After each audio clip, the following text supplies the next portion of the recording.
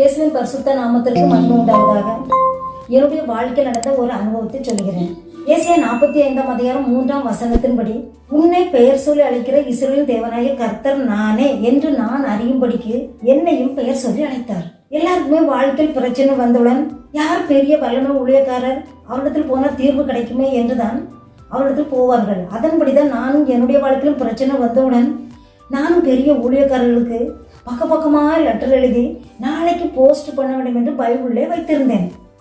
அன்று ராத்திரியிலே எனக்கு தேவன் ஒரு தரிசனத்தை எனக்கு வெளிப்படுத்தினார். எப்படி என்றால், ஒரு பெரிய ஆலயத்தில் ஒருவர் மத்தியிலே ஒரு சேர் போட்டு உட்கார்ந்து இருக்கிறார். அவரிடத்தில் எல்லாரும் போய் கேட்கிறார்கள். அவரிடத்தில் ஏதோ சொல்லி அனுப்பி கொண்டே இருக்கிறார். நான் அந்த லைனில் நின்று கொண்டிருக்கிறேன். எனக்கும் என்னதான் சொல்ல மாட்டாரா என்று தான் நான் அந்த இடத்துல நிற்கிறேன்.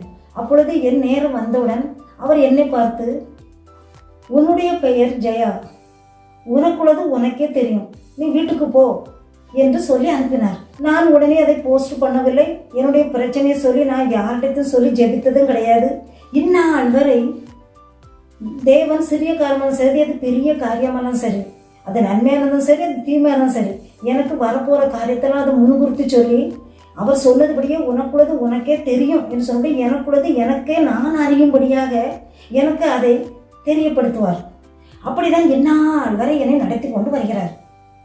அந்தரங்கத்தில் பார்க்கிற பிதா வெளியரங்கமாய் பதில் தருவாய் என்று சொன்ன வார்த்தையின்படியே எனக்கு பதில் தந்து கொண்டிருக்கிறார். பிரியமானவர்களே, உங்களுடைய வாழ்க்கையிலும் தேவன் உங்களுக்குள்ள காரியத்தை உங்களுக்கே சொல்ல வேண்டும் என்றார். ஏனால் தேவன் நம்முடைய வழியை அறிந்திருக்கிறவர். அதனால் நம்முடைய பிரச்சனைகளை நாம் யாரிடத்திலும் சொல்லாதபடி முதலாவது தேவனிடத்தில் தெரியப்படுத்துங்கள். அதற்காக காத்திருங்கள். அவர் உங்களுக்கு வழிகளை சொல்லி தந்து நடத்துவார்.